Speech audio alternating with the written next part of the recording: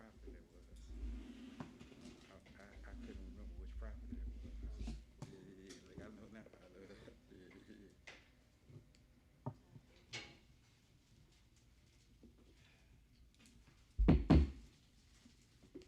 All right, the regular meeting of the mayor and the city council, city of Fort Allen, Louisiana, days Wednesday, January 13th, 2021, at 5:30 p.m.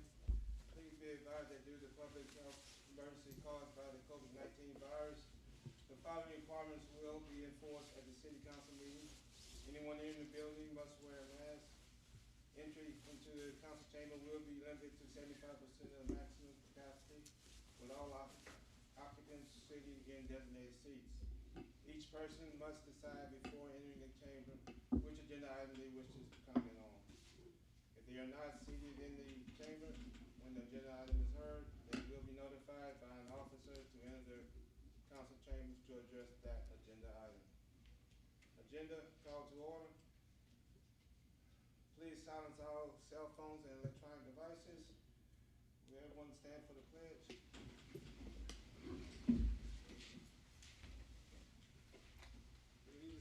Mr. Terrence, you release the pledge?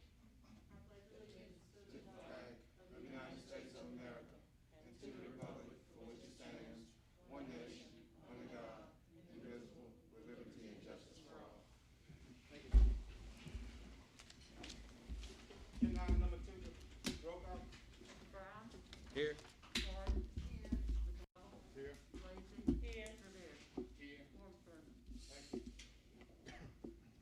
Agenda item number 3, approve the minutes of the regular meeting of December 9th, 2020. Move.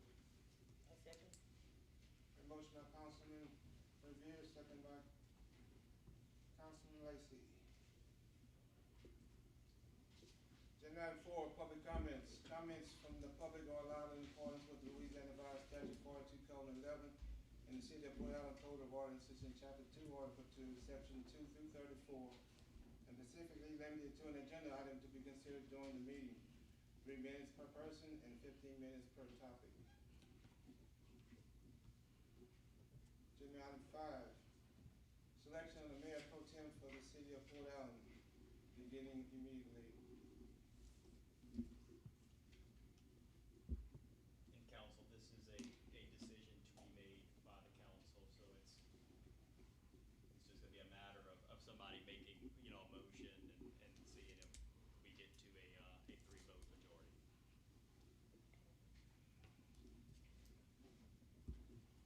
I'm going to nominate myself. Oh,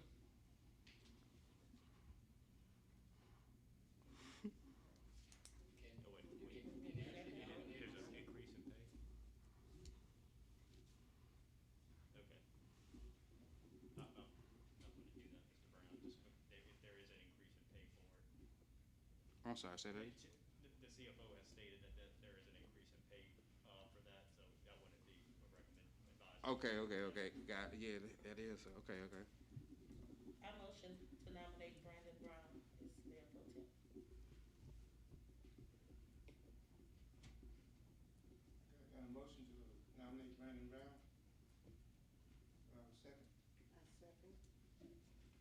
Got a second by Ms. Gordon. I'd like to make a substitute motion.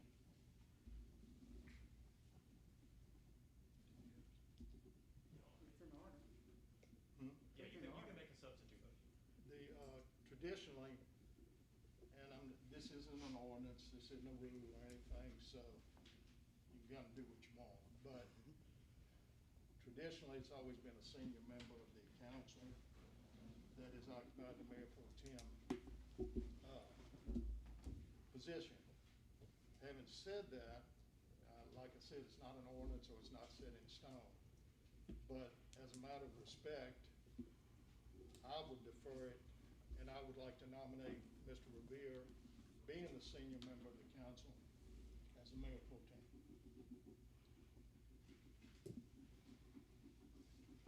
Okay, I got a motion on the floor by Councilman Hubble. Do I have a second?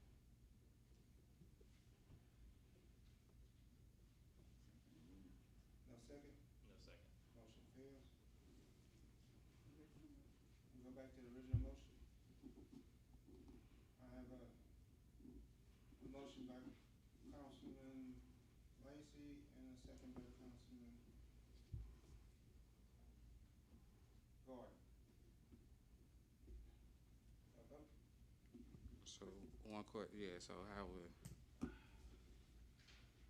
I would recommend you not, alright, just, you probably could, but just as a matter of caution, I would recommend you not vote. right, I respect that, unlike, just for the record, the reason I feel my counterpart isn't, it was some years ago when we had a vote that took place between Mr. Revere, Mr. Hubble, Mr. Loop, where they pretty much just, for lack of better words, forced the city to make a payment that was not city's business because it was personal business. So after seeing that judgment year after year, month after month, I don't think he deserved it. So even he is the senior, I get that, but then me and you would be left, and with you guys actually making the city pay $10,000 for legal fees that had nothing to do with our position, nah, that was misrepresentation. So no. Well, just real quick, I wanna go over something that's, 7 years old at this point. It still wasn't right. Well, I'm just saying, but before we brought that up, again, 7 years ago, Still wasn't right. I had spoken with people at the state attorney general's office, the inspector general's office, the legislative auditor, and the board of ethics. Spoke to attorneys at each of those four, Don't matter. each of those, and I'm just saying, and it was perfectly legal. And whether you liked it or not, Slavery was legal. and They don't make it right. and you're reaching now. Let him speak. Anyway, but I just wanted to clarify, it was nothing done that was illegal or unethical, because I had checked with all four of those governmental bodies, and was told it was perfectly legal to do it and perfectly ethical, so I just leave it at that.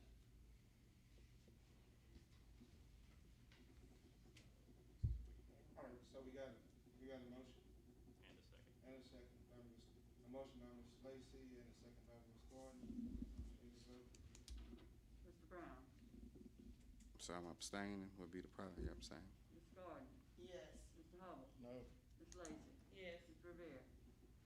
On the grounds that, we've always followed the tradition, not to echo or say exactly what Councilman Hubble said, but it has been the tradition in all my years on the council that the senior member is, and I couldn't vote for myself for this anyway, but I'll vote no.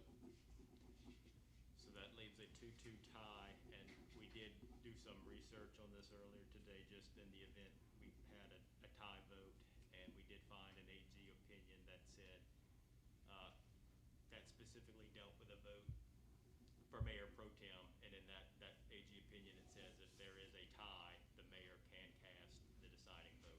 So, Mayor, Okay, I'll vote in favor of Brandon Brown. Thank y'all. Appreciate it, Ms. Pearlin, Ms. Lacy, Mayor. Agenda item 6, consider approval of mayor's lead recommendation to name a new municipal clerk for the city of Port Allen.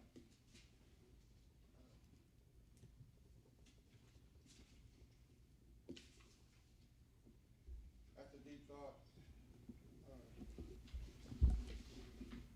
council, I'm gonna recommend on this new term to nominate Ms. Rose Roche as the next municipal clerk for this term, and she will receive the compensation of $7,800 a year for performing those duties.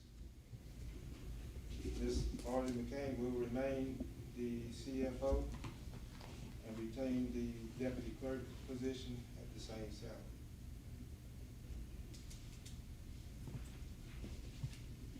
Just a quick question, is the reason for the change because the current clerk is not performing her duties? I mean, I'm just wondering what the reasoning is to change the clerk right now. We have the option to do. that would be a personnel matter, and not, we can't discuss competence or fitness of any particular city employee in a public meeting. That would have to be noticed for potential executive session. So I move. A second. I got a motion by Councilman Brown, second by Councilman Lacy. Any objection? Hearing none? Mr. Brown? Yes. Ms. Gordon? Yes. Mr. Hubble? No. Ms. Lacy? Yes. Mr. Revere? No. Motion passes.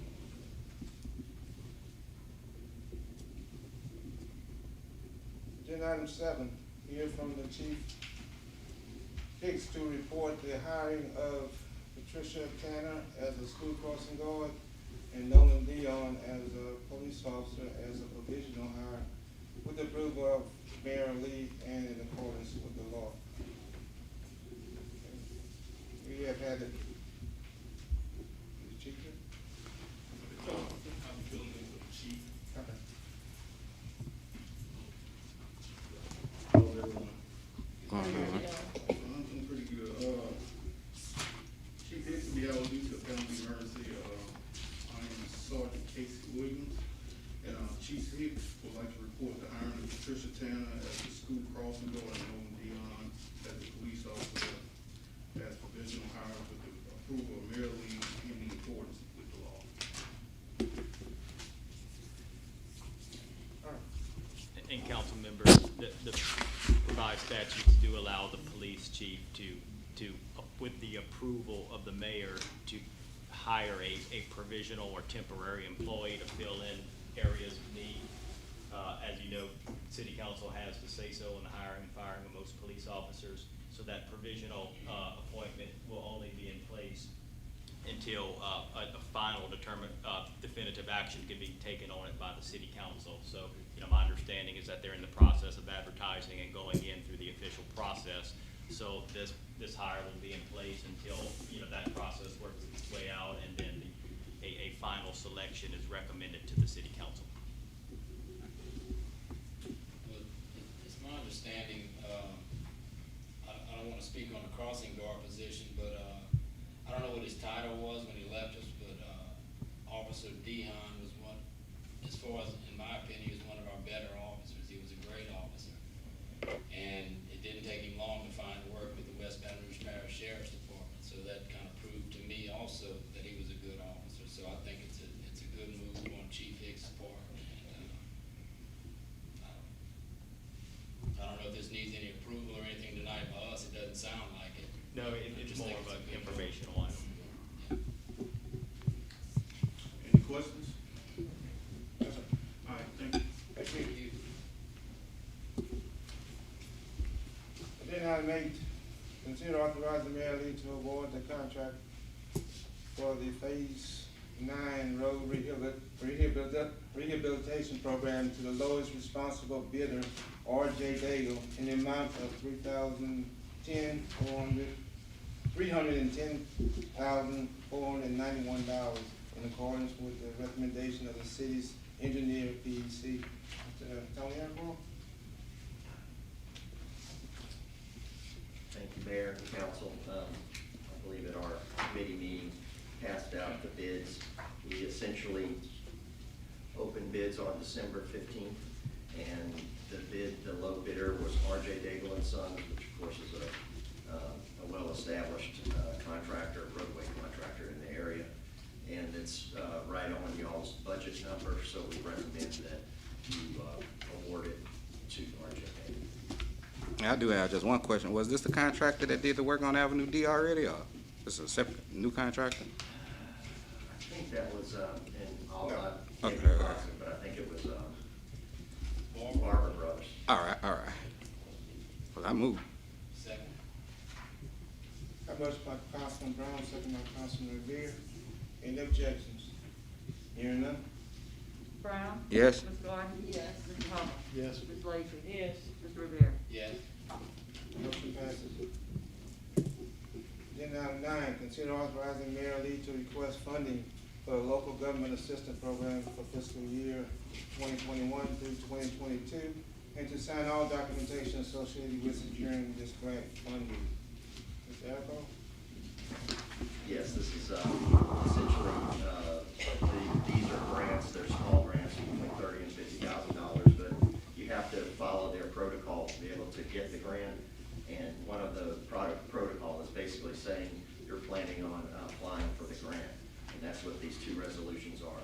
The local government assistance program grant is the one that is more flexible. The CWEF grant is, of course, just for water. So obviously, we recommend that y'all, approve these two resolutions. First one is separate. Uh, 9 is LGAP. LGAP, I move on item nine, is LGAP. I second. A motion by Councilman Revere, second by Councilman Lacy. Any objections? Hearing none? Mr. Brown? Yes. Ms. Gardner? Yes. Mr. Hubble? Yes. Ms. Lacy? Yes. Mr. Revere? Yes. Motion passes. Now the CF. Agenda item 10, consider authorizing Mayor Lee to request funding for the Community Water Enrichment Fund for fiscal year 2021 through 2022, and to sign all documentation associated with securing this grant funding. I move. Second. A motion by Councilman Revere, second by Councilman Gordon. Any objections? Hearing none? Mr. Brown? Yes. Ms. Gardner? Yes. Mr. Hubble? Yes. Ms. Lacy? Yes. Mr. Revere? Yes. Motion passes. Thank you. Thank you, Mr. Adams. Agenda item 11, consider authorizing Chief Hicks to advertise, interview, and recommend hiring 2 new police officers to fill vacancies in the Port Allen Police Department. No. Second. I got a motion by Councilman Revere, second by Councilman Brown. Any objections? Hearing none? Mr. Brown? Yes. Ms. Gardner? Yes. Mr. Hubble? Yes. Ms. Lacy? Yes. Mr. Revere? Yes. Motion passes.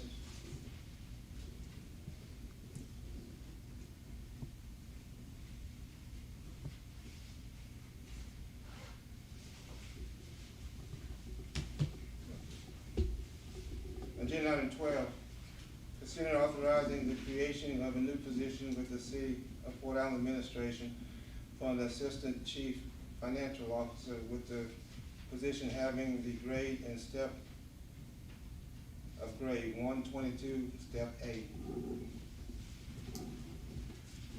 Council, what this is currently, we have several high-ranking officials in the department that will be leaving or are on the drop program. And in order to retain knowledge, we have to have individuals trained to take that position once they leave office.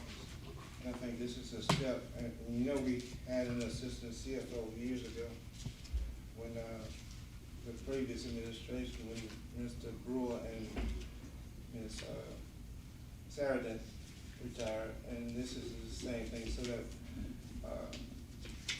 the person that's leaving will have somebody qualified to take that position. So it's not a creation of that position, it's just to fund the budget. There is no position, so there is creating it. There is none. Yeah, we have one on the books already. No, the council voted to take that off in a council meeting several years ago. It doesn't Okay, I exist. didn't have that documentation, all I saw was that the 2 individuals were terminated. After that, there was a vote of the council to take both of those positions out, so they don't exist. Okay. So that's why I put the language in there to, because the council can recreate them. That's why the language says that. There's no problem. So we voted on creating?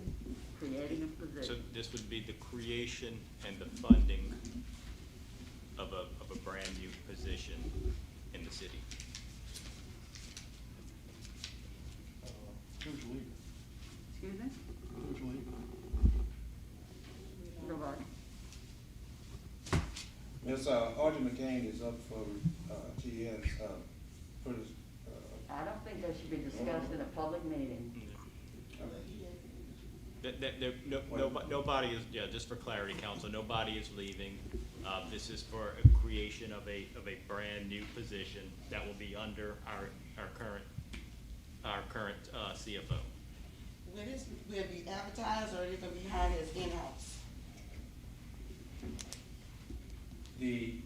It'll have to be advertised. Okay. So this just in case someone leaves, it, that we gonna create just to be prepared? Yes, ma'am. As you know, council, Mr., I'm gonna use one, for example, Mr. Adrian John. He came up and left the city on a 3 to 4 week notice. And, before he left, he wasn't able to train the person to take his place. And right now, that position has been difficult for the new person coming in to retain the knowledge as to how that particular position operates. And I feel that by hiring an assistant, that would alleviate that in the near future, because we definitely, in the next 2 years, we have top individuals in water and gas, roads and drainage, and especially the sewer facility that will be leaving. And I have to have individuals to fill those vacancies once these individuals leave. So it's best to be proactive than reactive. I mean, just for clarity, because this position will one day be open. That's correct. And I may be here longer than this term, too. Personally, I think I just think it's premature. I said I may be here longer than this term, because the retirement date has not been set. I think it's premature to create a position on a thought that something may come up and spend money on it. And, you know, using the logic, we have a bunch of openings coming up. I guess we should just start hiring an assistant sewer superintendent, an assistant roads and drainage superintendent, and just hire. I just think it's premature. Those are my thoughts. Well, that's gonna be entertained at the next meeting. Is to hire people to take those other positions I just mentioned. Wait, is that any harm, getting an assist for each department, so if anyone leaves, someone needs to know the job? I mean, just like you use Adrian as an example, but, Mr. Joseph, he's a really bright young man, so, there should be someone there to train whoever leaves. So, I mean, if we're gonna vote for assisting for each department, I don't see whether there's a harm in it, and I don't understand, why not? We don't wanna be in a predicament where we hire someone and they don't know everything about the city, and no one here's to train them. I agree. And so the person who obtained this position probably have first skills at the position. Yes, ma'am. It'll have more dollars in it. But you still have to go through the hiring process. Will they still be the employee, to be the assistant, the next in line, or how would it go? Yes, ma'am. Ms. Gordon, by ordinance, y'all have a certain procedure that y'all use whenever you're hiring employees. You advertise in your local journal for 3 weeks, and then you see what you get, and you evaluate them, and from there, the mayor makes a recommendation, Okay. depending on the type of employee. But if you do have a process in place, on the books, whenever you have new hires.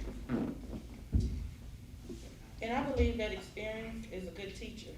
And if we've had, we ran into this problem with Mr. Joseph, then it seemed like a smart move to make, so, because then you would have to try to reach out to the person who was in that position before and how available they may be, but the city can't stop running because of that, so Thanks, real quick. I can understand the logic, of it. Our guys that, we have a roads and drainage supervisor. To me, his employees, something were to happen to our roads and drainage supervisor tonight, you know, who would step in? The guys that work under him, somebody knows that job. So I'm just saying, just to create a position. So, anyway. Let me just address the item since my name was mentioned relative to the difficulty. The difficulty has been the concept of institutional memory. There's a myriad of things that goes on in the administration, and Adrian Jones was the only person that knew. And when he left, those knowledge bases, those processes, those procedures left with him. So it hasn't been difficulty in grasping the position or understanding the position. It's just been difficulty in tracking certain information that was passed down from member to member prior to my arrival that was no longer in the building. In past administrations, those positions kind of overlapped. There were people here who were here then who may have assisted in the performance of certain duties. But I can tell you that institutional memory was severely lacking. And institutional memory is a significant factor when you're running a city. There are oftentimes things that come up that may not have been addressed recently. Mr. Jones left in February. What if an item happened that may have not been addressed since 2017? Nobody's in the building currently in the positions that they held in February, much less in 2017. So unless there is a mechanism in place to catalog that information so that it's there and it can be accessible, you have gaps. Now, since I've been in the position, I'm in the process of creating documents whereby whomever comes after me will be able to pick up those documents and access my institutional memory. But those documents did not exist before I arrived. I don't plan on leaving the position in that capacity. The mayor is trying to address the CFO position in the same manner. No one here can speak as to when anyone leaves. But what we can speak to is that they do take their knowledge with them when they do. And they may not be open to contact to share that knowledge. All available. So your options are to create a position, to train someone, to expose them to everything that goes on, or to operate on a whim and hope that the person that leaves is able to be accessed. Because sometimes people don't intend to share information. Just happens. Now, I'm not saying that is the case. Mr. Jones has been more than accessible, but is that something that necessarily should be taking place? So, you're free to act as on the issue as you may, but understand that everything comes to an end, and institutional memory is an important factor to continue the continuity of service. So we have water and gas supervisors, we have road and drainage supervisors, we have sewer plant supervisors who are all here working under their predecessors. So they have institutional memory. The people that's underneath them may not have been here as long. So it will take them a certain level of time to reach a level of comfort that we have in that they can step in when the need arises. So, it's up to you how you want to go forward. But do understand that everything comes to an end and there are no guarantees that the people who leave, for whatever purpose or reason, are going to be willing or able to assist those who come behind. So if y'all want to engage in a whole bunch of on-the-job training, that's fine. But I do believe we, had an issue with on-the-job training several months back. We didn't want to engage in that principle. So just think about institutional memory. Think about the fact that there are people in this room that may know information that they cannot speak on. And so they present items for consideration with the knowledge that they have, that everyone in here may not have, but everyone in here knows that everything comes to an end, and that there may be a need to ensure a smooth transition. So, the difficulty has been in accessing the information that's no longer in the building. Any questions for me? Thank you. Thank you, sir. So theoretically, we need to hire assistants for every department. If this is the plan. I don't, again, I'm gonna say, yeah, I'm a tightwad up here. I'm both sides. But the thing about it is, we're looking at the CFO assistant position. I don't know if I can ask this. You can tell me yea or nay. Or are you leaving? Now, you could drop dead tomorrow, but I could too. I may leave tomorrow. I may drop dead tonight, but no, I'm not, I have no plans to retire. Okay, regardless, and correct me if I'm wrong, if somebody's in the drop, it doesn't necessarily mean they're leaving. That is correct. Okay, so, and I understand both viewpoints here, I really do, about the knowledge and everything like that. I happen to know Mr. Adrian John is very accessible, and that y'all call him quite a bit. And that's a good thing, that's great. And, but theoretically, if we're gonna do this, we need to do it for each department, which we need to look at the price tag that's gonna be affixed to that. And I don't by any means have those ideas or those numbers, but when we're really looking at this, we're dealing with what else. So none of us, if there's anybody in this room, can tell me what God's plan is for the next half hour. I want to invest all my money with you. But it can't. I understand about being proactive, but I'm being realistic about this. So personally, I don't see the need for it. I've asked her if she's leaving. I would ask Brandon, are you leaving? Whatever, whoever it may be. And if they say no, then I'm gonna take it to the face value. But as you said, we just don't know. So I think keep the city's interest above ours and just prepare the city for worst case scenario and hope for the best. So I'm not opposed to it. And if I may again, the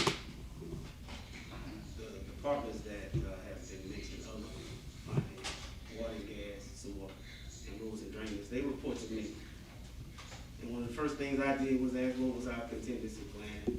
We're looking at the senior level of the people that are supervisors currently. Each one of those supervisors has been instructed to train the junior members on their teams to replace them. So it's not necessary in the other departments to hire individuals because those positions are already filled. They are working in the field with those supervisors on a daily basis. And they've been informed of what certifications they need to move up and that it is in their best interest to learn as much as they can while they're here and while their senior members are here, so that when the time comes, we can attempt to promote from within first, and then seek outside applicants if necessary. So they've been informed, and it's up to them to get the knowledge that they need. If they don't, then I'm gonna go outside and find someone competent and qualified to take the role. But we've addressed those items, those departments. And once again, like I said, I'm also completing documents as I go along that will allow someone who comes after me to pick those up and at least have a foundation with which to go forward as they learn. And should I leave and I have the capacity to be contacted, I have no problem being contacted. Nevertheless, this department does not have anyone in that position currently. So whether it be someone that's currently employed or someone who comes from outside, I think the goal here is to ensure that what we've already experienced is no longer experienced going forward. And that is however you choose to address it. we've already addressed water and gas, sewer, and roads and drainage with current staff level. Now granted, sewer is gonna be somewhat of an issue because of certifications, but people there have been informed that they need to acquire certifications that they need. If they don't, we will go outside, and we're in the process of advertising for a sewer position that's been open since prior to my arrival. So we have put those contingency plans in place for every department other than finance. This is just being proactive rather than reactive, as the mayor said. Thank you. Mayor, what qualifications for the, assistant chief financial officer, what they must have coming in?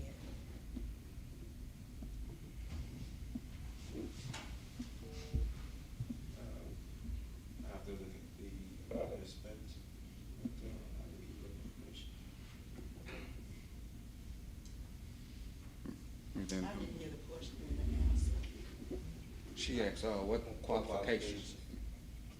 And What was your answer? I have to look at the specs. we do have precedent to it, even though it was voted off for not to have a assistant, but I mean, we do have a history of having it, so Yeah. it shouldn't be too hard to, Job description is also available, yeah, both of them. Okay.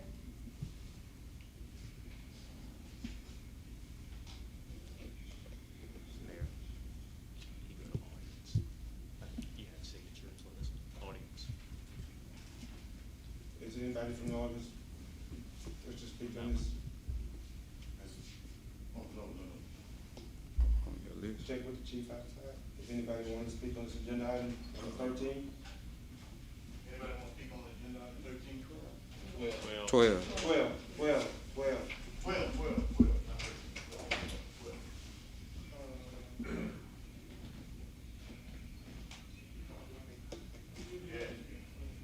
They got one.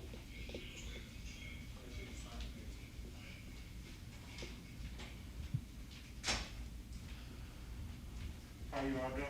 How you doing? My name is Quinn Major. To the hiring of the position that you all was speaking of, that is agenda item number 12, right? Yes, sir. I think you should do it. I think it is better to be prepared. It's better to have and not need than need to not have. As Mr. Joseph said, if that information does go out the door, you won't have that information going forward. And that is a good base to start to build going forward, if you have that information of hiring an assistant for that chief CFO. I understand the spending the money. You're gonna spend the money anyway if you hire, if somebody leaves, you're gonna spend that money anyway. And they can help align that business model for the city that you would need. I don't necessarily believe that you would need to hire for each department. You would just have somebody who will oversee to kind of help model the questions that Mr. Joseph said about what certifications people would need and what they would need to do to go forward. Especially when you kind of do reviews of the employee going forward at the end of the year, they can help understand who is the next person in line to go forward and make sure that the supervisor and also the city knows who is supposed to step into that position when it comes. If not hiring that, not having the CFO, that could leave the city in a big jeopardy going forward, as we see with other companies and other cities around the United States. Thank you, sir. Thank you.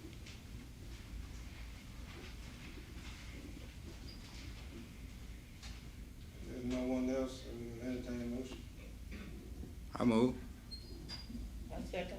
Got a motion by Councilman Brown, second by Councilman Lacy. Any objections?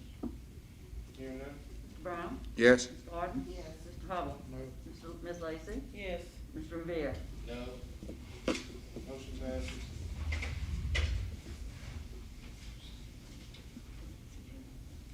Agenda item 13, authorize mayor Lee to advertise, interview, and recommend hiring to fill a vacancy for labor one in roads and drainage department. I move. Second. Motion by Councilman Revere, second by Councilman Gordon. Any objections? Hearing none? Mr. Brown? Yes. Ms. Gordon? Yes. Mr. Hubble? Yes. Ms. Lacy? Yes. Mr. Revere? Yes. Motion passes. Agenda item 14, consider introducing an ordinance to amend the city of Port Allen's alcoholic license policy for bars affected by the mandatory closure order due to public health concerns.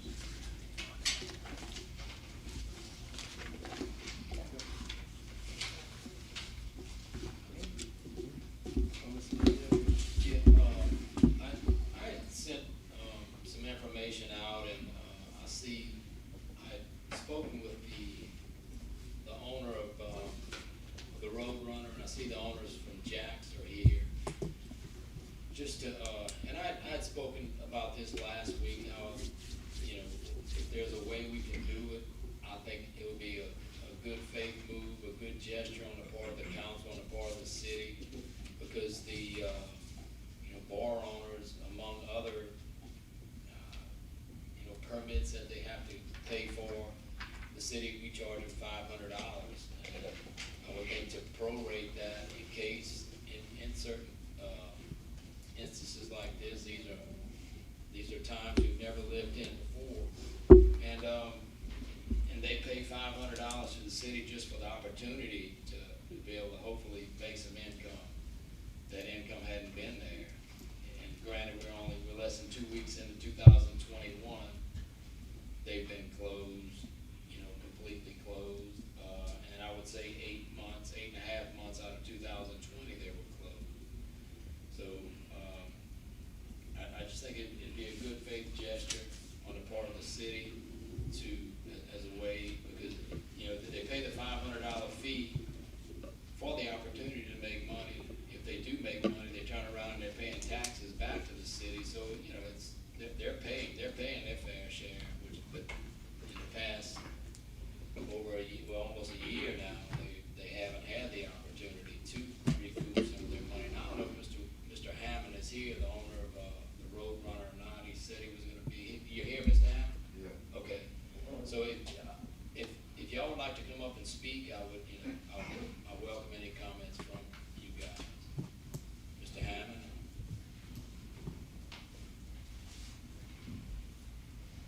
How y'all doing? Mr. I don't have a problem with the 500. My problem is that I'm still paying water for a building that I'm not in. You know, cable company working with me, light people work, light bill $44 a month, but I'm still paying $78 a month water. That's it. So I'm not worried about the 500. Nobody giving nothing back, that's lost. So that's all I'm worried about is the water bill.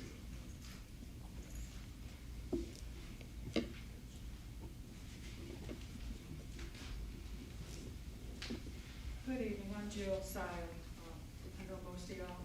We operate Jack's Place right on the corner. We haven't been able to operate for most of 2020, as we said. And we have also paid a considerable amount more in water bill. We need to talk. Water bill, garbage, we're paying for all these services that we're not using because we're not open. So we have spoken with the mayor and we have asked if there could be some forgiveness on some of this. So far, we have received none, and we're just here to ask, you know, we're not making any money, we're losing money. And so, and we've been in this town for 96 years. So if this town could in any way show some appreciation to an institution of the town, a vital institution, we know we're just a bar, it's not the most, best business in the world, I guess, for some people, but we are a community gathering spot. And as such, we'd like to be able to stay open when this pandemic is over. Not if, but when. Thank you.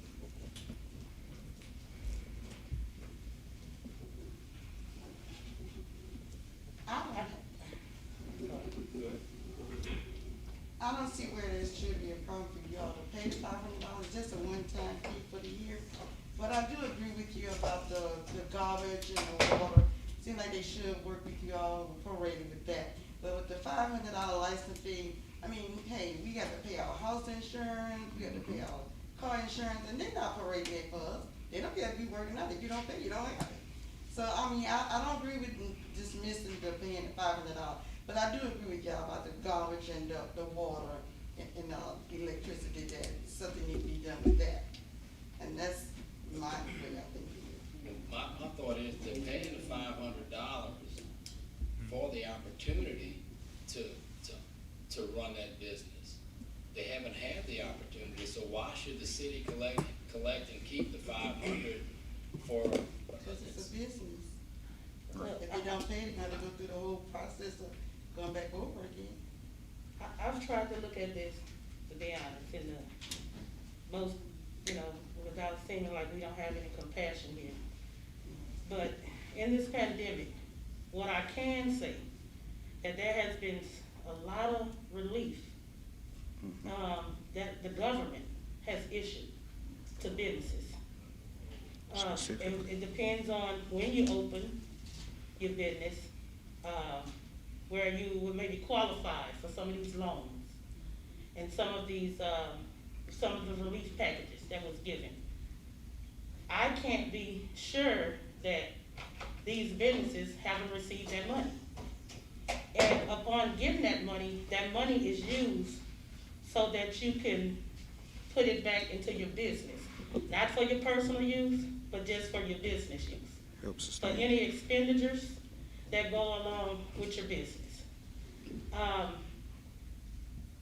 understand that you all have been closed. I do understand that. But you have been open sometime, and you, unlike Roadrunner, everybody's situation is different. So I think it's better for us to even look at it on an individual basis, because you all still operate through your Jack's Running Club, which I'm sure they utilize utilities. And $500, I must say, I don't see where that's just a lot of money. If it's an issue that you're having, I think the community could help come together and get you the $500, because they utilize your business. $1 a piece, $2, 50 people. $10, I'm sorry. That's a quick, easy fix. I don't think we have to put something in permanent for a temporary situation at this point. Now, if the government haven't given anything, then I would see it'll be contingent upon the city. Even myself, I will be compelled to help. But it's just no way that we can really know what you have gotten already. Have you received any of the pandemic funding? We did receive a Main Street Recovery Grant. That's the only thing we were eligible for. We're not eligible for PPP because we don't have enough employees. We don't even have employees. And that Louisiana Main Street was for the modification of your business, or to use it towards. It was to keep the business open. To buy PPP, to buy hand sanitizer, things of that nature, additional expenses because of the pandemic. This is not our fault that it's like it is. We're just asking for a little bit of assistance here. It's not like we're gonna be living like this for the rest of our lives. Hopefully we're not.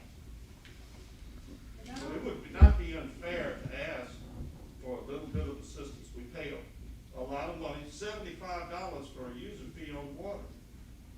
Where does that money go? Where's my sewer? Where I can't flush my toilets. I can't operate under those conditions. Thank you. When we're looking at the number of businesses, how many are we looking at? We've got two, right? Two. And how much money are we talking about?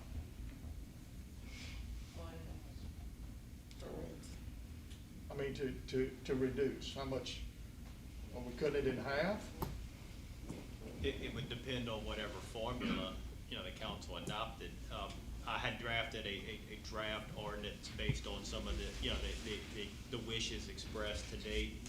And for example, that was just to be used as a starting point for any council deliberations. But just as that starting point, the $500, if you look at $500 license, for for a whole year, $500 divided by 365 days is gonna give you a certain amount. I'm not gonna do that math off the top of my head, but in any event, then you can multiply that number by the number of days closed, and that could be your prorated refund. There's a variety of other ways that you could calculate it. Again, that was just a starting point. Okay, well, But you would need, if you are gonna do an ordinance to address that one way or the other, you're gonna have to further specify in that ordinance exactly how you're going to calculate your refunds. Well, my thought all along, and I didn't express it, because any language that I introduced that I had sent out was just strictly, like off the top of my head. My thought was, and I didn't specify, it would be by month, which it comes out to right around $42 a month. So if they're closed, 8 months times 42 is whatever that comes out to, 300. $320. So that's not gonna make or break the city, but to people who are trying to, they pay taxes, they pay, sewer impact fee, they pay all these fees. This is just, to me, it's just a show of good faith and appreciation almost. I mean, what word to use. It just seems like it's something we could do as a way to help out our business owners, because they really and truly, in this respect, they're the only ones affected by this. Just these two businesses. And, So we're looking at roughly $640. Wow. Well, I why can't mean, you show good that's- faith Why would and this not not charge pay for for water what's that? and sewer? Well, I think there's a stipulation on that, and I would have to throw that to Evan as far as reducing or making adjustment on utilities. But, when you look at this, the whole scenario, you have two business owners here. Business is the backbone of the community. And I don't believe that either one of these folks right here say, I don't wanna go to work. So, they're forced not to go. Any of us in that position? I was out of work.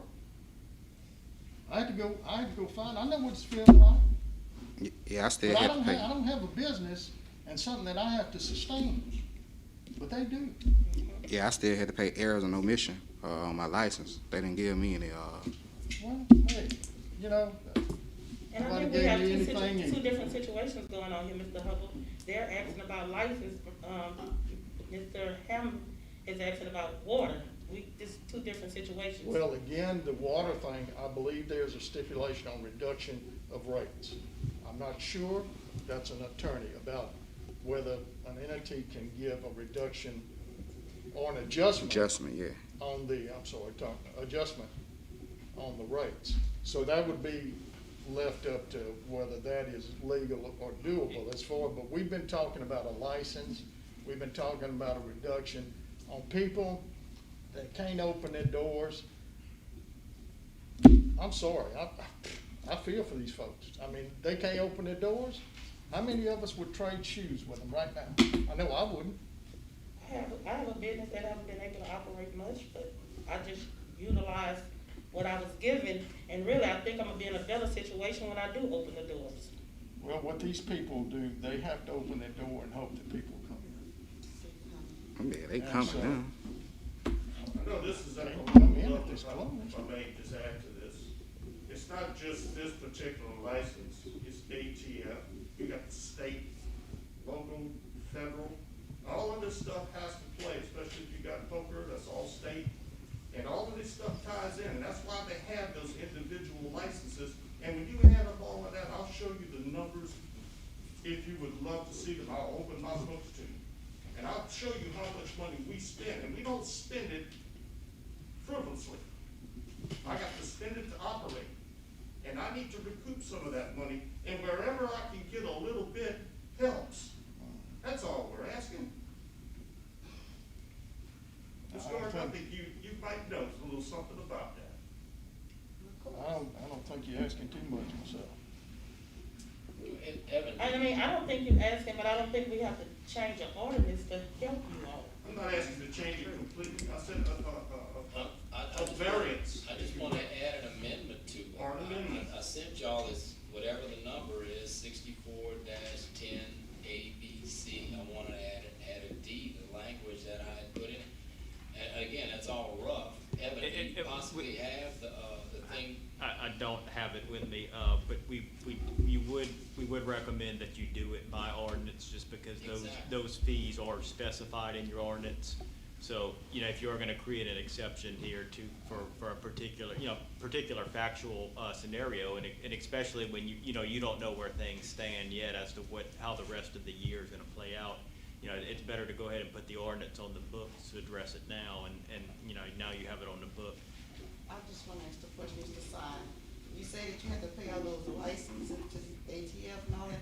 Are they prorating y'all prices for your license for them? This is why we're here. I hate to tell you, we start at the local level, and if we can do something here, George, I think we can bring it to the door. They wouldn't worry about that. It's something worthwhile looking at if you wanna keep businesses that's paying your salaries and allowing you to sit in that chair. It would be most advantageous for y'all to help the business people. I don't think that I'm the first one who's ever said that. My father and my grandfather of that almost 100 years has spoken volumes that I will probably never get a chance to speak. Thank you. Just real quick, for public knowledge, the rough amendment that I wanted to add to our current liquor license fee ordinance reads, if a bar faces an extended government mandated closure over 30 days in a calendar year because of a pandemic or other public health emergency, the $500 cost of the city liquor license shall be prorated based on the actual length of the government forced closure. Any city license fees paid by the bar prior to the forced closure shall be refunded based on the prorated schedule. That's just rough, but I mean, to me, it's to the point, and it would help these business owners out, because they are the only ones affected in this way. They're closed. And the fee that they pay for the so-called privilege to operate and hopefully make some money, they hadn't, by government forced closure, have not been afforded that opportunity for, I guess, the past 10 months, or whatever it is, 9 months. So, granted, if it's possible, Ellen, if I can make a motion to introduce this amendment tonight as I just read it out, I'll make that motion. If not. And so how about the other businesses that have paid, then? It's, correct me if I'm wrong, it's our understanding that only 2 businesses fall within the category. I checked with the West Baton Rouge Revenue Department, and she informed Melanie David, informed me that the only 2, we had Reed's Bar for the first 2.5 months of 2020, and then the middle of March, they closed. They have not even attempted to reopen, and they didn't pay their liquor license fee for 2021. The only 2 bars that have is Jackson and Roadrunner. Roadrunner has, obviously, Mr. Hammond hadn't opened yet either, because, again, I keep saying it's a government forced closure, and obviously it's through no fault of theirs. So they're the only 2 businesses in town that are completely shut down. I wouldn't say completely shut down, though. Jack's have been receiving business through the running club. The drinks are being served. All that is conducting business. That's not completely closed, though. Excuse me, I'm sorry. We have running club outside. We open the doors so that they can go in and use the restroom if they need to. We also hold their keys for them while they're running the club. Couldn't charge them $1 for water, maybe? And the bottom and a jug of water. We don't serve any alcohol outside. or food. And that's, again, because we want to be part of the community. You're not gonna be here to help us. Okay, I wouldn't say that, Mr. Sine, because you came in office and we spoke and we reached an agreement. And that agreement was that we would hold your check until the government reopens. And I thought that was fair enough. This is a situation where the government closed because of a pandemic. And true enough, it'd be hard for us to prorate the incident that happened from March to now, because they open and close at different times. And if you recall, they closed in March, they opened it back in June, they closed in July, then they opened back in October, and they closed again. So it's hard to prorate up, to figure out what we would have to prorate. In good faith, the city stepped forward and told you that in this new year, we will hold your check until the governor says you open back up. If it's 90 days, if it's 100 days, 180 days, we'll hold that check until that time comes. That way you won't have to re-advertise. True enough, Mr. Hammond had already paid his fees. But as far as your water and your sewer issues, it's very simple. All we have to do is you come in and do a final. Once it open back up, just give us a call. We come out that same day, cut you back on. You won't have to worry about paying that. It's just that simple. But to change an ordinance that would affect everybody and make more work for my clerks and my staff to figure out. Sir, that's what we're paying you for.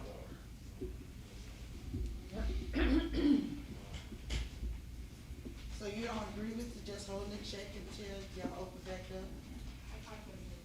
You don't agree with just holding the check until you open back Well, up? we discussed this, but we're not sure how long they can hold the check. Until That discussion was held in the mayor's office, and the check is in safekeeping, and the fee associated with the license is determined. If for some reason that check is non-negotiable, you can issue another check. Simple as that, problem solved. I mean, it's the best we can do under the circumstances. The ordinance requires the application to be filed by a certain time and date. It was done. We made an executive decision to hold the check for as long as we can. It's considered paid.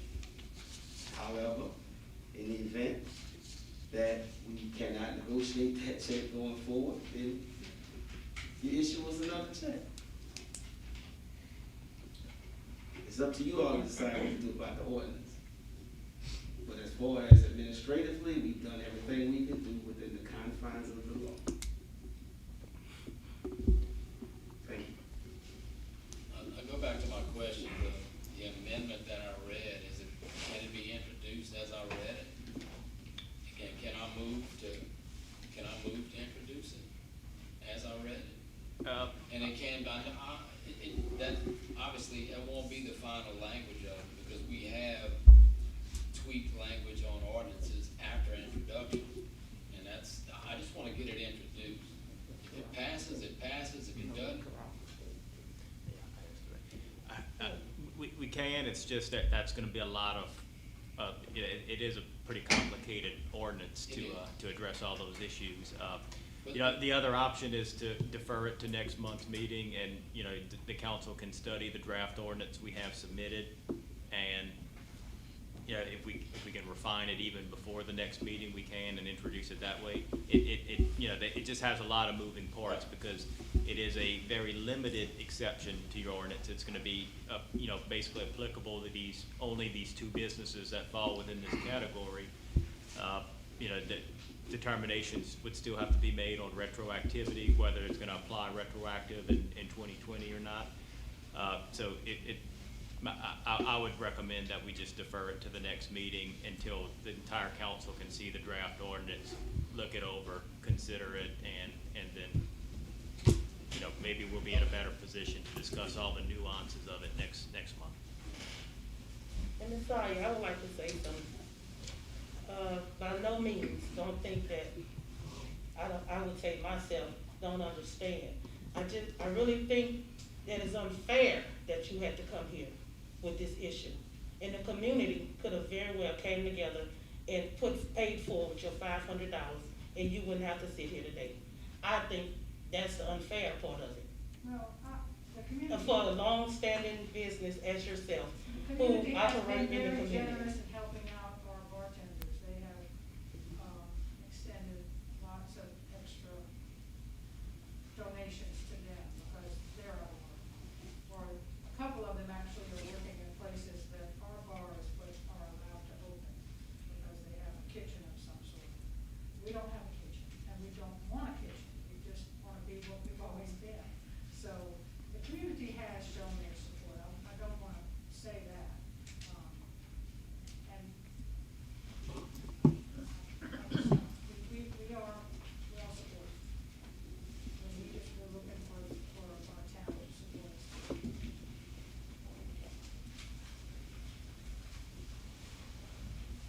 Well, at this point, I'll just take the city attorney's advice and just, I guess, table it for this month and hopefully get it introduced at the, February meeting. And I appreciate everybody's input on it. I just hope we can find within ourselves to help, our local businesses. And if it comes down to it again, it's another, some kind of disaster or whatever, which I guess that is a way to describe this. Hopefully, we as the city can step up and help our local business owners. That's all I'm asking. So, thank you. Thank you.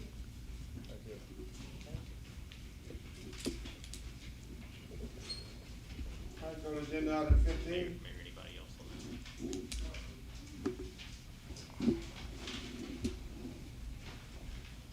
Lance, could you see if anybody else have any heard?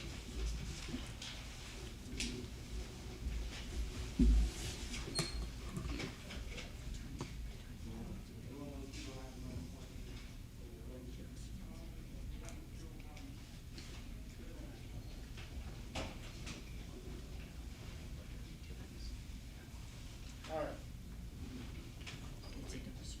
Agenda item 15. Consider introducing an ordinance to amend the fiscal year 2020 through 2021 budgets of the city of Fort Allen in the general fund, water and gas fund, and the sewer fund to provide for 3% across-the-board raises for all full-time city employees beginning with the next pay period. Ellie? Council, this year we went through a issue with the virus, and the employees have been working their butts off, and they hadn't received a across-the-board raise since 2018. And I think it's time to give them a small, and 3% is not much. It's a small increase. I'll move. I'll second. I got a motion by Councilman Lewis, second by Councilman Lacy. Any objections? Hearing none? And just so we're clear though, the agenda item is for 3% across the board raise for all full-time city employees. Okay. We can amend the budget at the next meeting, but this is just to get an approval now.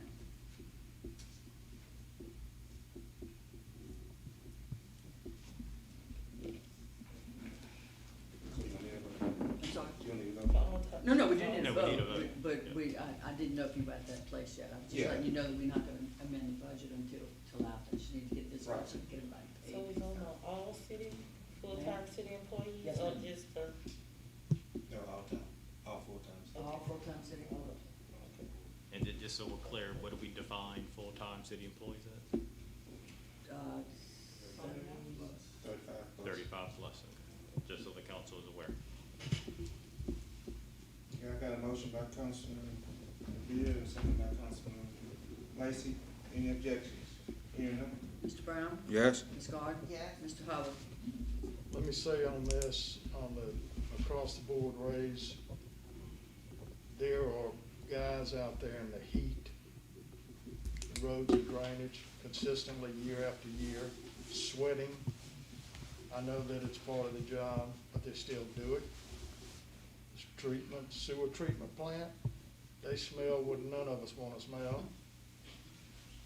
And you got your water guys. These folks are very unappreciated in keeping this city function. And I have a resounding yes for this budget rate, for this cross-board rate. Yes. Yes. Mr. Rivera? Yeah. Motion passed. Thank you. Was there any audience on that participation? I have one thing. I just want to know where the 3% came from, and why not 5? I mean, generally, normally, you know, what I've seen, that's only been my experience in other areas. I don't know, I know 3%, you know, you said, you know, it was kind of minimal, but, you know, 5% kind of gets you in inflated areas and things of that nature. I don't know what, you know, your money looks like, so I'm speaking for those who would probably think that as well, so. Yes, sir, and I appreciate your comment, Mr. Lawrence. But we have to look at the overall budget, how much money we talking about spending, and then applying that. And we will entertain that at the next year's budget if need further increases. But we also got to realize we're going through a pandemic, and we still have a lot of things that we just It just, council, just for clarity, after hearing Mr. Lawrence's comment, is there any motion to reconsider? To reconsider on from the 3%? We didn't go to his comment before the council voted, so we're just re-clarifying. We go to the comment first. I just want to add to Mr. Hubble that I do appreciate the work that the city employees, that the city workers do for the city. I know that unlike a lot of other people who had to be laid off during the pandemic, that you all had to continue work. And on behalf of the city, we appreciate you. And we just ask, you know, that you continue to do, you know, what's best for the city. And I would like to take that more into consideration moving forward. And before we go to the next one, on behalf of all of the city employees, thank you to each and every one of you. Merry Christmas, Santa Claus is coming to town. All right. Anything else? Yeah, there was no reconsideration, so the prior vote stands. All right. Okay, agenda item 16, consider approving mayor's recommendation to appoint Gregory Payne to the Planning and Zoning Commission to fulfill the term of Eula Adjourn. As you all know, Ms. Adjourn passed away several weeks ago, and she was a board member appointed to the Planning and Zoning Board. Gregory Payne is also a citizen of this community. In fact, Mr. Payne, you want to come forward? I'm sorry. You want to come forward?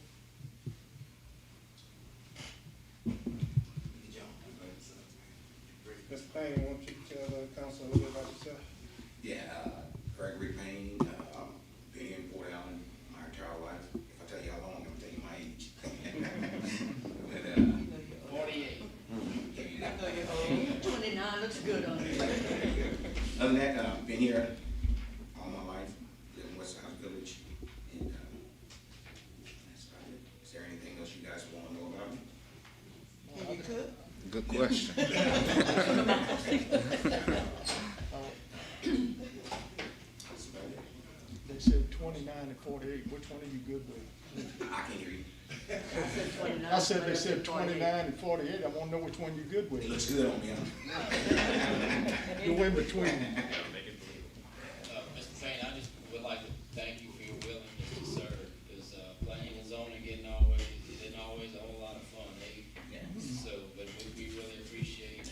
I got nothing but time. Yeah, we appreciate it. Thank you. You will. Before we move on that, since we're on this subject, could we observe a moment of silence in honor of Ms. Lejeune?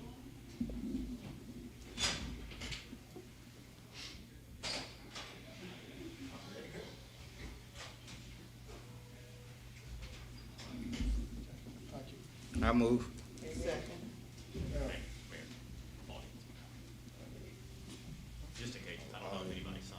anybody want to? We have a general comment. You want to speak on this matter?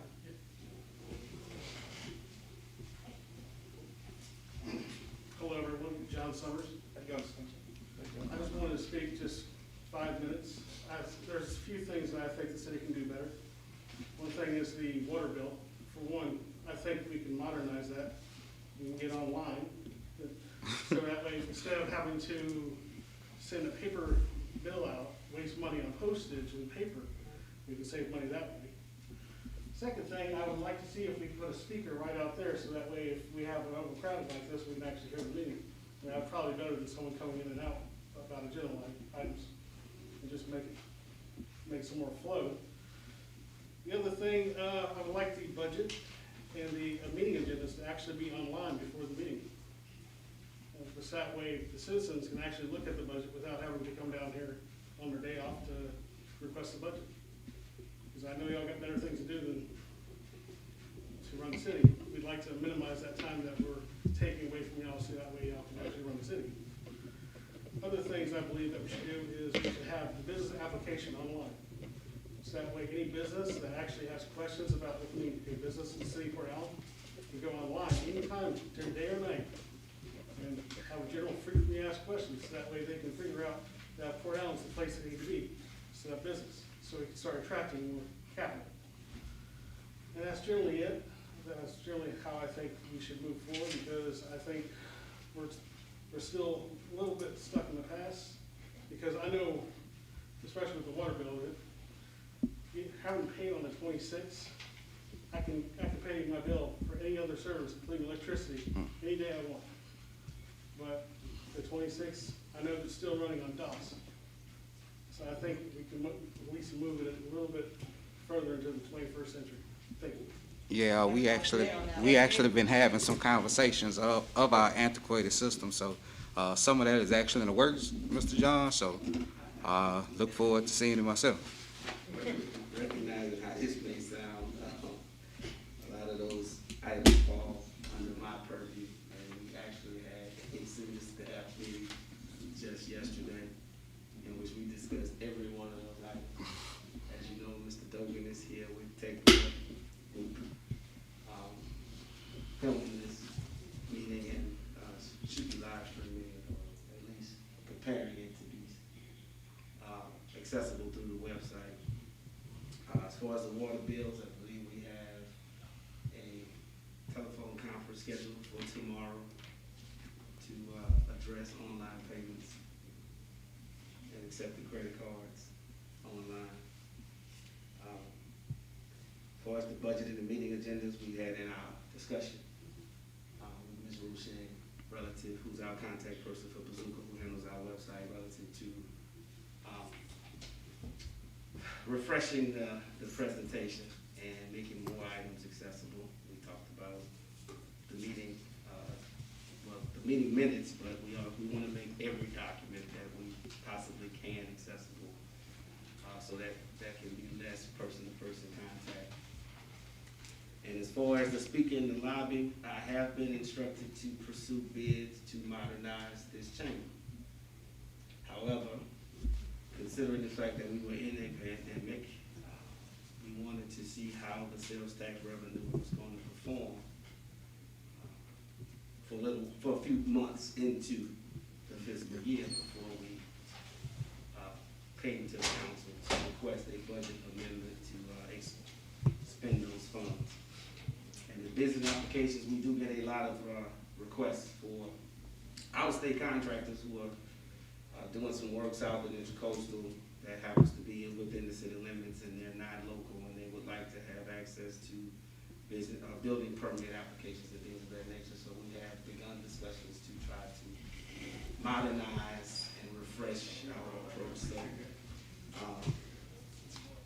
all of those items are in place, underway, achieving, I guess, putting out requests for proposals and bids so that we can come back with concrete numbers to present to the council, so we can amend the budget or budget for those items in the next fiscal year.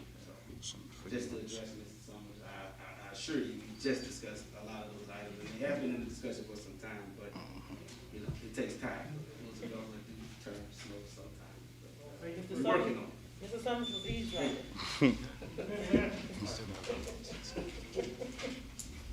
Okay, I still have to entertain a motion, I went off track, to approve of Mayor's recommendation. Oh, yeah, I move. A second. Got a motion by Councilman Brown, second by Councilman Lacy. I thought we was Any past it. objection? Brown? Yes. Gordon? Yes. Mr. Hubble? Yes. Lacy? Yes. Rivera? Yes. Congratulations. Agenda item 17, condemnation proceedings. All right, council members, we put a packet of materials in front of you.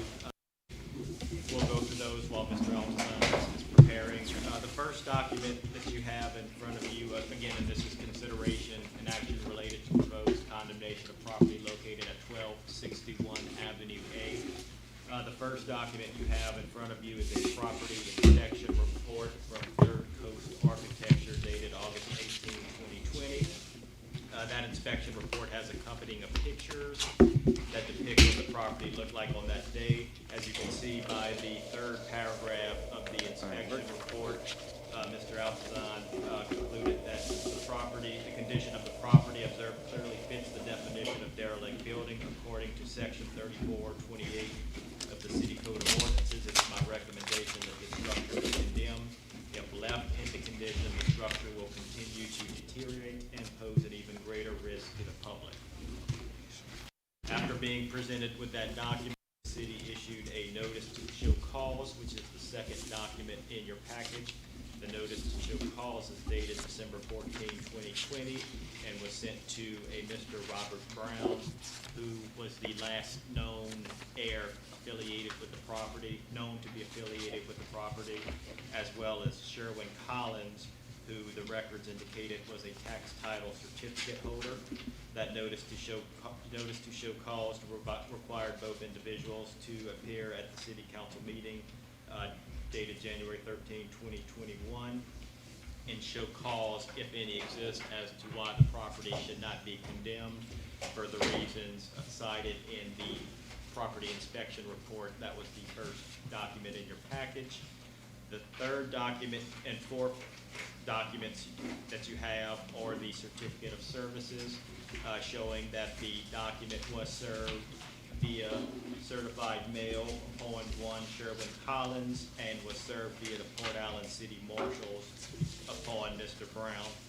And the final document that you have in your package is the recording statement from the West Baton Rouge Parish Clerk of Court showing that that notice to show cause was filed in the property records of West Baton Rouge Parish.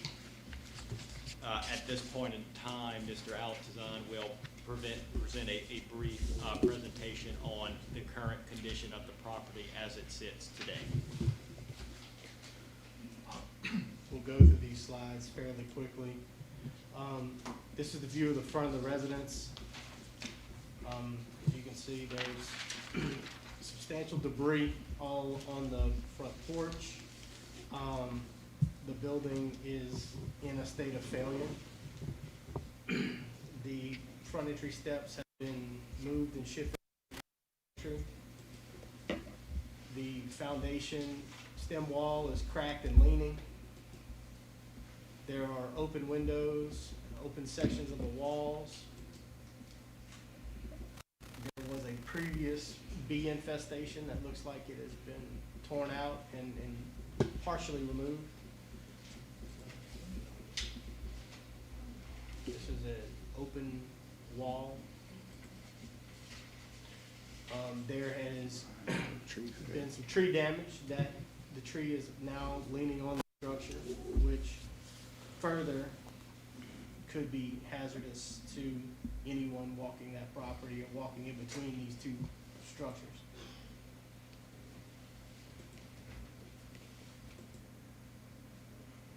This is some damaged siding and where the wall sheathing is starting to pull apart at the corner of the building.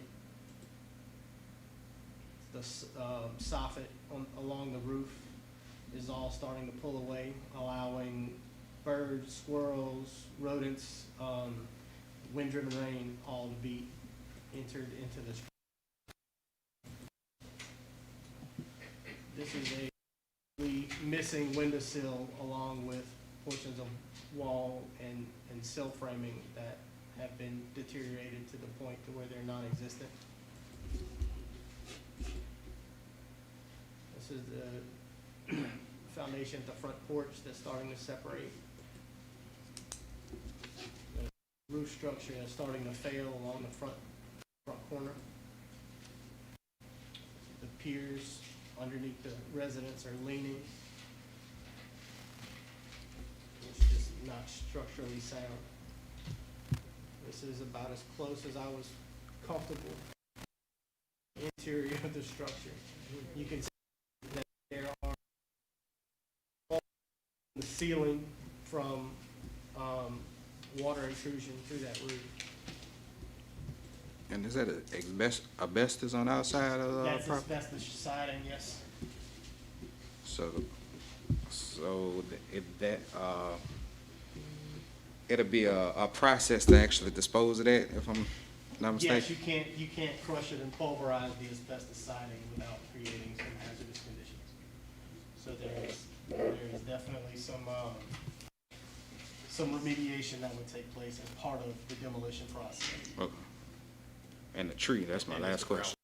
A few of them that. That did have, Yeah, okay. We've had that, encountered that. That tree is fairly new. That situation wasn't like that in Last year, whenever that August, came. when we did the initial report. It was something that I did notice today, so it's happened sometime between August and today. But it's definitely not safe.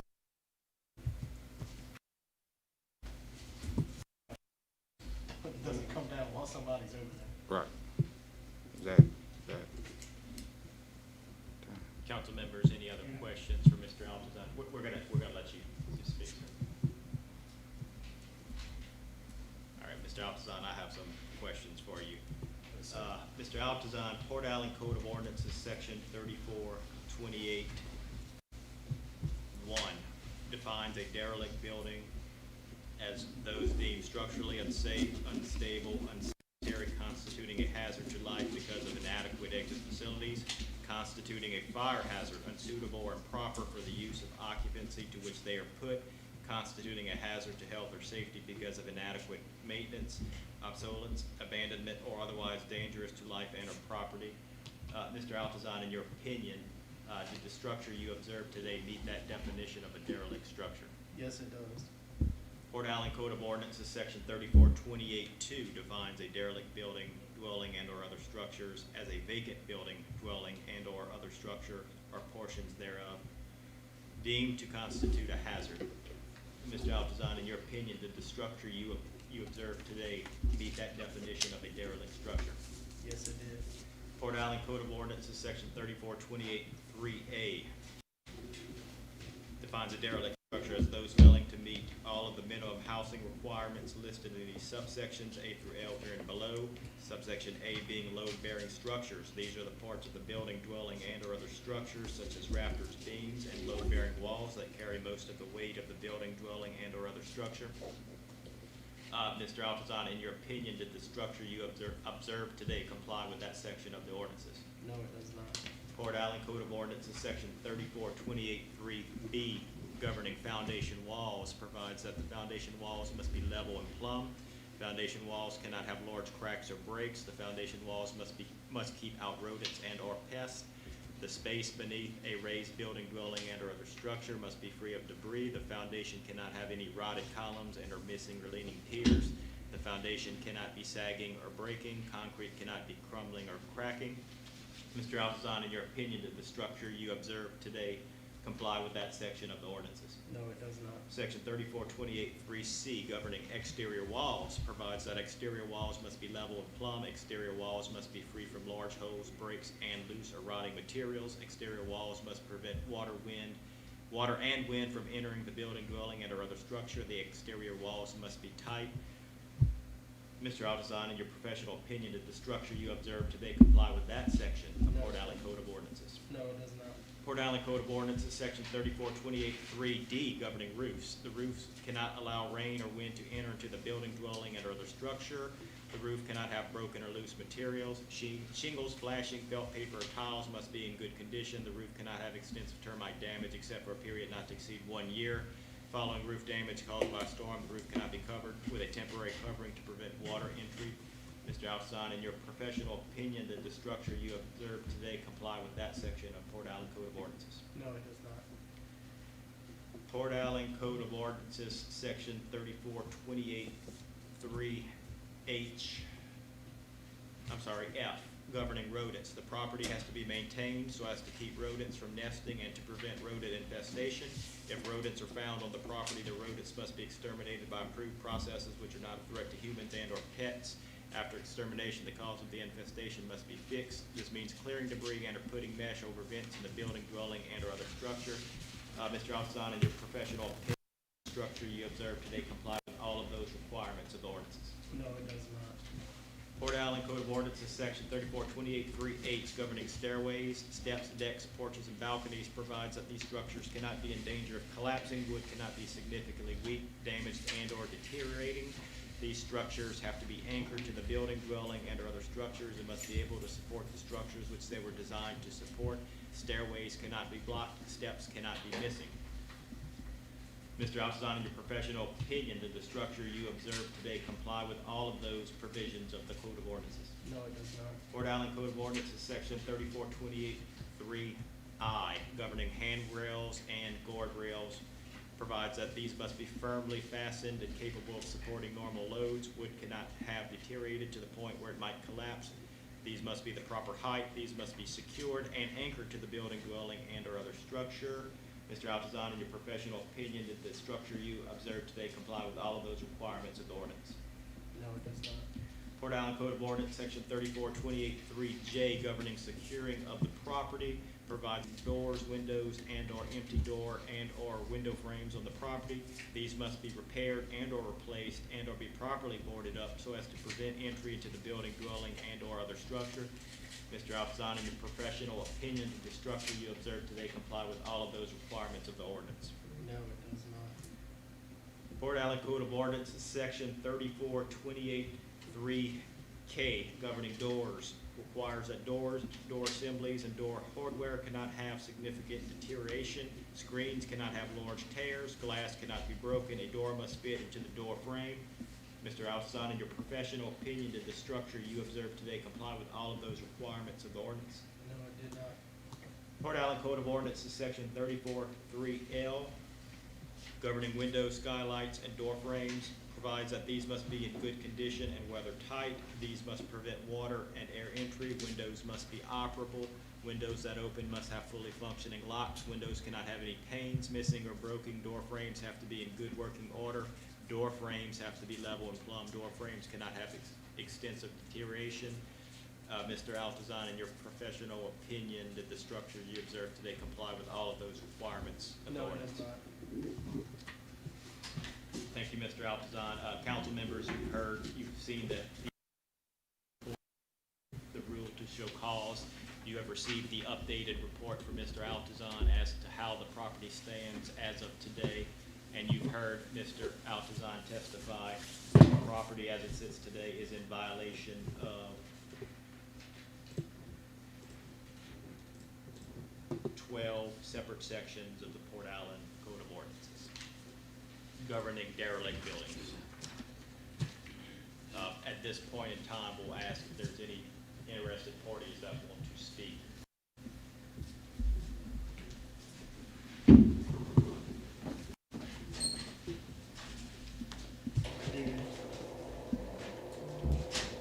I'm Eugene Collins. This is my son Cheryl, whose name is attached to it as tax buyers. Say your name again? Say your name again? Eugene Collins. And this is Sherwin This Collins. is Sherwin Collins. We're just tax buyers. We invest money in taxes. I don't know what you expect from us, but we cannot, according to the law, we do not automatically possess the property. And we can't go on it to tear down, we can only maybe keep up the grass and stuff like that, because I've done this since 1980. I've had a property condemned, and what happens here, and I think what the city would do, if it's condemned, you would tear it down, and there'll be a lien attached to it. The lien will be attached to the property. I'm just a tax buyer. And if you attach a lien to the property, and I keep it in my possession for the number of years that I have to keep it, then that lien goes to me before I can get a clear title. And I know for a fact that to tear down a house, it's probably gonna cost between $4,000 to $5,000, maybe $6,000. I don't even know if the property is worth that. And the only way that we can do something about it is that there's another consideration. The redemption period is reduced for 3 years to 18 months if the property is blighted and abandoned. So that will move the process up for me instead of waiting 3 years before I can acquire the time. But in the meantime, what do you do? Because I can't do anything on the property. I can't go on it.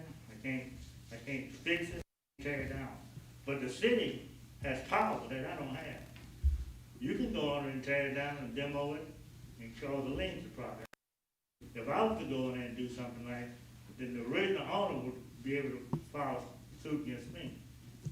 This body, if that's what you want to do, and I understand it is a site because I looked at it, but if you list it as blighted and give it an opportunity to do something later, but that is going to have right at $700 tied up into it. And I'm just a tax buyer. We do it for investment. We don't do it to get property, but sometimes we do end up getting property. And I don't have to speak for certain because he can't just speak as eloquent as I can.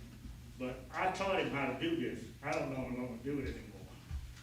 So he's going to lose money. The city's going to probably tear it down. He's going to file a lien against the property. I'm going to abandon it. And if the sheriff is going to sell that, then they need to the next tax buyer comes to buy, they need to be aware of what the lien is. Because the property taxes, a lien on property tax is different from a mortgage lien.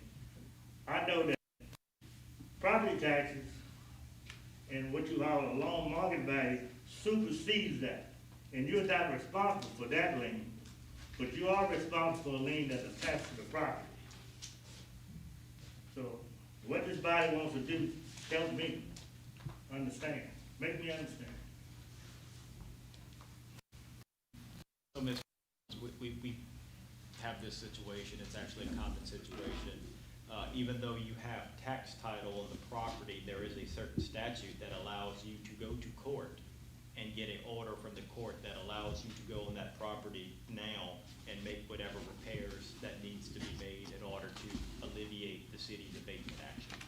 So you do have some remedies there if you want to exercise them to go ahead and be in a position that you Would I can have to do. go to the parish or the city here? You would need to go to court, and you get a court order that says you are allowed, you have tax title on that property, and you're allowed to go in and abate this, to remedy the property, to remedy the city's abatement action. How much grace period would you allow people to allow to do that? That would be up to the council, but you can get that, if you move on it, you can get that pretty quickly. You would go to court, you would show the judge a copy of the enforcement action that you were if the city so votes to condemn the property tonight, you would wait till you get that as well. You would show that to them. You would show them that whatever documents you have tax title to them, and you would request that they put it into your possession. I know that words, man. So that's one option. The other option is if you didn't do anything, or if none of the heirs would do anything for it. As you mentioned, the city would go on, they would tear the property down, and then they would lien the property, and that lien would go on the tax bill. So my understanding is that y'all are probably getting the tax bills on the property from here on out. So that would be part of the tax bill, and then it works the same way as if you got it. If you don't pay the tax bill, then the property's gonna go up for sale, and yes, you would have lost everything that you put in it. I'm reading at my notes, and they say And I don't know, I know that words matter, and I know you said condemnation, but this wording I had said if the property is blighted or abandoned, and it means it's probably the same thing, but it's not listed as that here.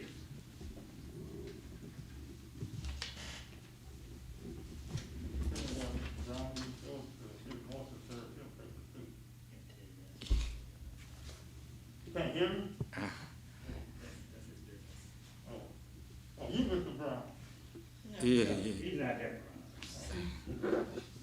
Okay, go ahead. If you're interested in remediating the property, I mean, I'm sure the city, and certainly the city would prefer to see other people remediate the property than the city.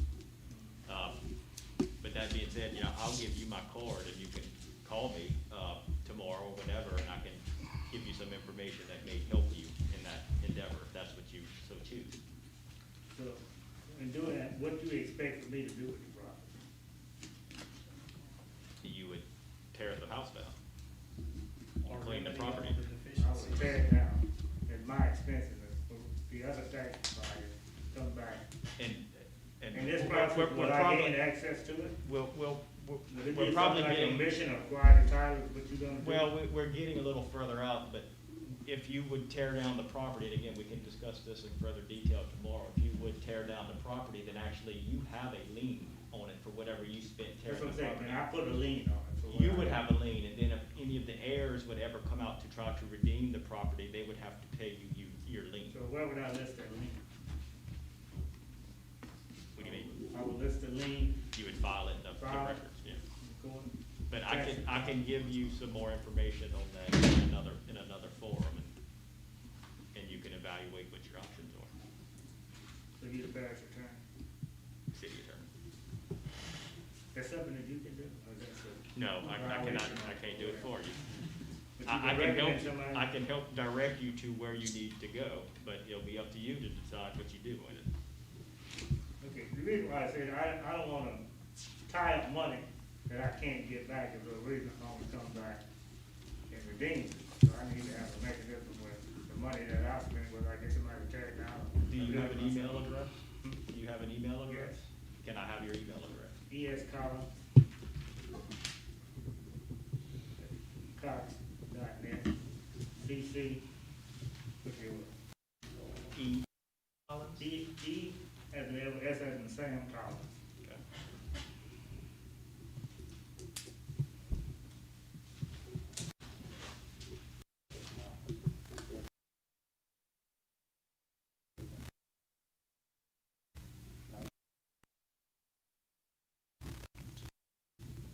Mayor, well, this, if it's the council's and the mayor's, wishes, I mean, Mr. Collins 30 days to, That the council, and if it so chooses, if it finds the property is condemnable, to go ahead and condemn it so we can serve the order of condemnation, because that order is what they would use to go to court and get an order that allows them to be put into possession of the property. if there's no further discussion, I'll move that we condemn the property at 1261 Avenue, the grounds of violation of 12, I think you said city, 12 violations. 12 violations of city code. And Mr. Altazan, I mean, in your professional opinion, can that property be remedied at a reasonable cost, or is tear down the feasible option? I think of the two, the demolition is the more feasible of the two. There's no sentimental value in saving the home. I think just looking at it from a dollars and cents perspective, the amount of remediation you would have to do to save that structure, the money you're gonna have to put in is far gonna outweigh the total value that you're gonna get out. Just based on what I was able to observe with regard to termite damage, the wall structure, floor structure, leaning piers, and whatever possible roof damage you have, not only from years of water infiltration, but also the tree that's leaning on it right now. I'm not advocating, I was gonna try to repair it. Okay. Tear it down.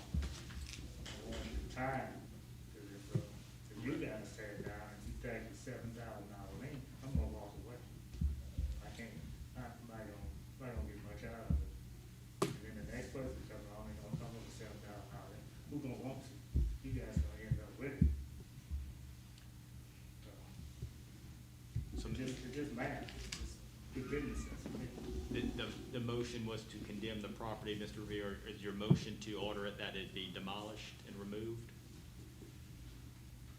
I would say that, I mean, the demolition wouldn't occur in the next, Well, then that'll be a point about. That's when- why I suggested the 30 days. Is there a way Well, to do you- it to allow Mr. Collins time to, the remedy? You that- could put a longer time period by which whatever the remedy you're putting in your motion is to be effectuated by. So you can say that, just as an example, I move to condemn the property and order that it be demolished within 120 days from the receipt of the order of condemnation. So, I mean, I know the courts move rather slowly, but what, the remedy that you presented to Mr. Collins, hopefully.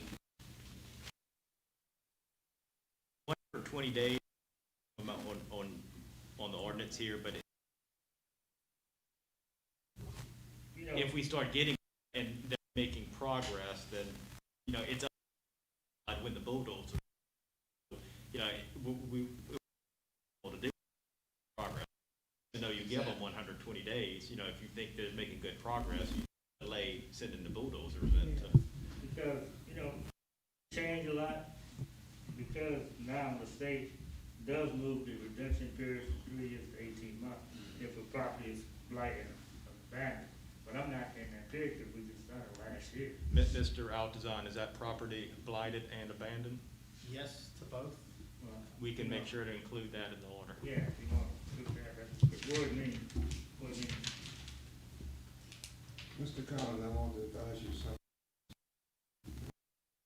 Invested in this property already? Close to $700. $700. I want to advise you also.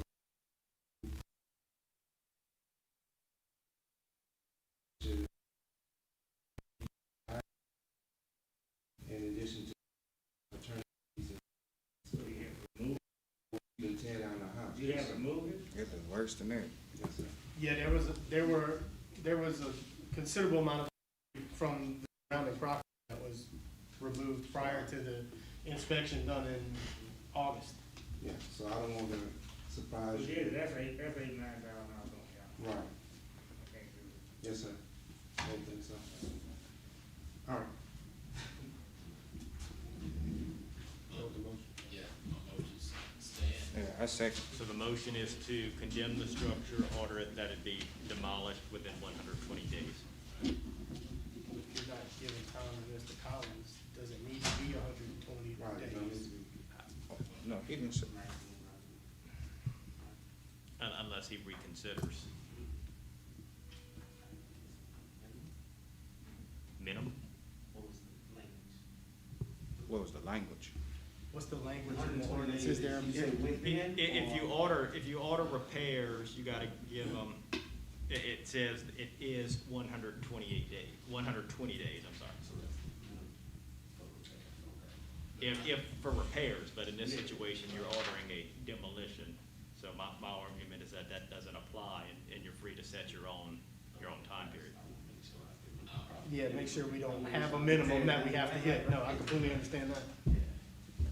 Now, I would recommend you at least give 30 or 40 days, just I would because we say do have to 30 research. days max, because it's from judging by his body language and his language, just doesn't sound like he's washing his hands of it, which is understandable.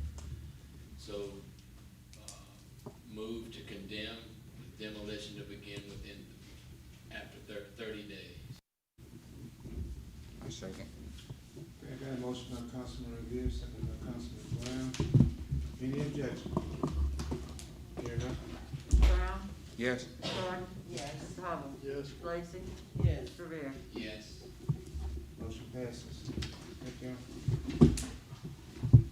Item number 18, alcoholic beverage permit. Right? Alcoholic beverage. Yes.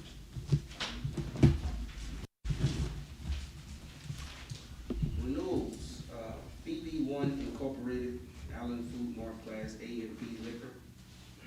Paul Ladinka, Eon's Cajun Barbecue, Class A Liquor. Delirious Crackers and Delights, Class A Liquor. Marlon J. Landry, Pick a Pack, Class A Beer. FDSS LLC, Rose Food Mart, Class B liquor. Sasco LLC, Chevron Food Mart, Class B liquor. I ask that these be renewed in global. I move. Second. Okay, got a motion by Councilman Revere, second by Councilman Brown. Any objections? Hearing none? Ms. Brown? Yes. Ms. Vaughn? Yes. Ms. Hall? Yes. Ms. Lacy? Yes. Mr. Rivera? Yes. Motion passes. Then item 19, announcements and correspondence. We have a couple of them. First announcement is, Fort Allen High Boys Basketball 2A State Championship Awards presentation will be held, January 29th at Fort Allen High School, game between Fort Allen and Bowie, if anyone wants to attend. Second announcement is the City Hall will be closed Monday, this coming Monday, for the Martin Luther King Jr. Memorial Holiday. And the third one is the Governor Edwards has issued a executive order expanding the COVID-19 event to phase 2 to last for another 28 days, effective yesterday, January 12th. And anybody else had any other announcements?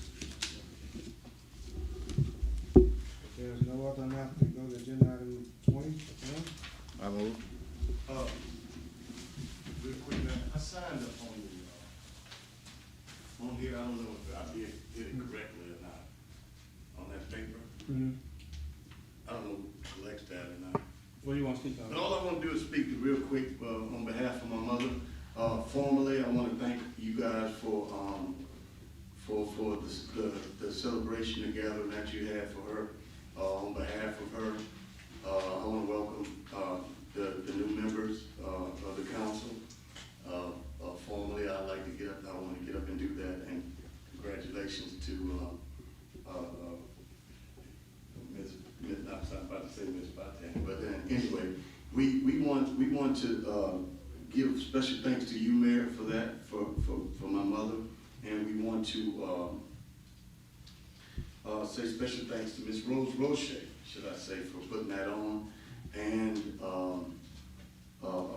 what else is it? Ms. Teresita and Ms. Carolyn DeLoach also. And during this pandemic time, we understand that a lot of you guys couldn't make it, as well as my brother here. So we put her to rest right now. She's probably asleep, and it was a long run. I couldn't make it. The reason I'm doing this, I couldn't make it the first time that they announced for everybody to come, and then I couldn't make it again for the inauguration. So with that, I appreciate it, and she, as I say, if I speak for her right now, we say thank you from my family. All right, thanks. And on behalf of the council, tell me, we want to thank you for allowing your mother to serve on the city council for 21 years. Yeah. Appreciate it. Yeah. Thank you.